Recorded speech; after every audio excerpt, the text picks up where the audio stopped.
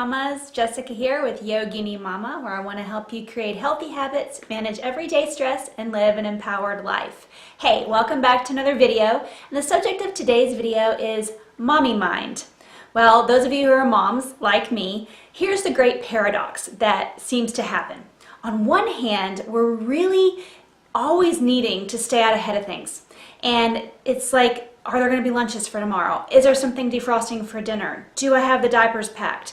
What's going to be needed later for the soccer practice or for the little league? And does he have his homework done? And it's like you're always kind of trying to do the list, right? For either for at night for the next morning or in the morning for later in the day. It's like, what might they need? What might happen? And so you're always anticipating, I know I am, these potential meltdowns, right? And if you know your kids, they have their own triggers. It's like for my son, he's 10, and if he can't find socks in the morning, it's like not good. It's not a good situation if he can't find socks. And so I'm always out before. I'm like, do you have your socks? Make sure they're laid out. And so what happens is, there's this great capacity for us moms to plan and to anticipate and to kind of get out ahead of anything that might go wrong and kind of nip things in the bud, so to speak. But what happens is, if you stay in that mode all the time of anticipating and thinking ahead, what starts to happen is that we forget to be present. We forget how to be in this moment and what it really feels like to live in the present moment. And why is it important to live in the present moment? Well, it turns out, and I actually have a really good book. I'm gonna put a link to this in the comments, but this is called How God Changes Your Brain. And it's a book about meditation. And basically what they've done, I don't know if you can see the picture good or not, but you can't really see it too good. There's two scans of the brain here. And what they did is they did a study where they did meditation. They did a brain scan, and then they had a group of people do 6 weeks to 8 weeks of meditation, and then they took another brain scan. And what you can see, if you can't see it too good on the video, but what you can see in the book is that the prefrontal cortex, which is the center of the brain that's responsible for clarity and focus, actually was enhanced after the weeks of meditation. And then also in here, it talks about how there's this other part of the brain, which is in sort of the back of the brain, and you can read all the technical details if you want to look up the article, but that's responsible for emotional regulation and depression and managing anxiety, and that center of the brain was also improved. When I say improved, it actually grew. Like you can see on the scan where it grew. And so we know scientifically it's really important to take time to meditate and to be still and to be calm and to be clear. But as moms, it starts to feel like that if you just don't stay out ahead of everything all the time and you get in that momentum of that somehow everything's just going to fall apart.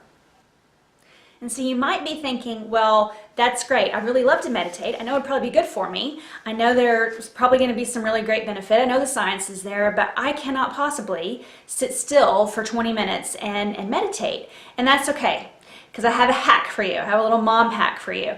I personally am a meditator. I like it. I get up in the morning with the intention, and I get up real early before the kids to try and have 20-30 minutes of meditation time. But it doesn't always work out that way. I have a 10-month-old, and I think she has some kind of radar. Like when my feet hit the ground in the morning, it sends a little mini earthquake through the house, and she's like, oh, mom's up. That means I need to get up and nurse and need something from her. And so sometimes I don't get the full 30 minutes or the full 15 minutes, depending on what's going on, but I do try to get up early and do that. But if you're not an early person and that doesn't sound like something that's appealing to you, here's the trick.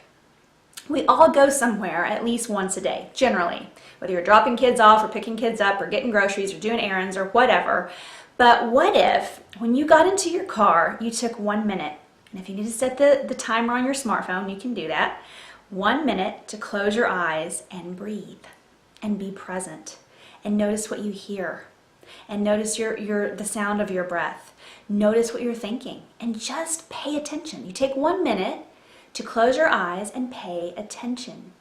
And if you do that 1 minute before you leave, also when you get there, 1 minute, then you've done 2 minutes. Right now you might be thinking, oh, but I'm running late and I got there and I didn't have time. Well, if you're late, you're already late. So if you're 10 minutes late, take 1 more minute and now you're 11 minutes late, or 12, whatever. And it's like it doesn't really matter that much if you're already late. So it's 1 minute on each end. But then here's the thing. When you got to come home, right, you get back in your car, take a minute, When you get back into your garage or in your driveway, take a minute. Now you've meditated for 4 minutes. And that's every day. And at the end of a month, 4 minutes a day times 30 days is 120 minutes. You've now meditated for 2 hours for the month. And it's a cool little trick of how to just add it up over time, to take those little pauses. And I'm going to tell you, it's so important to take that time to remember to be present. Because if we're not careful, this great capacity we have as moms to get out ahead of things, it's going to start to run the show. And it's going to start to keep us in that anxious state, in that fretful state, in a worried state. And we become forgetful. You can actually read in the book as well, if it's something that interests you, it starts to actually form like gray spots in the brain. What we think of as multitasking, it's not a thing. It's actually, we're just jumping from one thing to another, and our ability to focus and to see clearly and to think clearly becomes impeded. So hey, I hope this has been helpful for you. I want to offer tips that are practical, that can get you moving in a good direction to help you as a mom regain your clarity, regain your focus, strengthen your memory, manage anxiety, manage depression, and really start to remember the truth of who you are. Sometimes we give so much away to our kids, so much away to our families, and we're always the ones who are kind of the, in the driver's seat of taking care of everyone else. So that's what's really important. I hope you'll do your practice this week. I hope you'll take the minute on each end. And hey, even if you only do it for a week, now you've meditated, let's see, 4 times 7 is 28 minutes. It's not bad. Hey, this is Jessica with Yogini Mama. Namaste.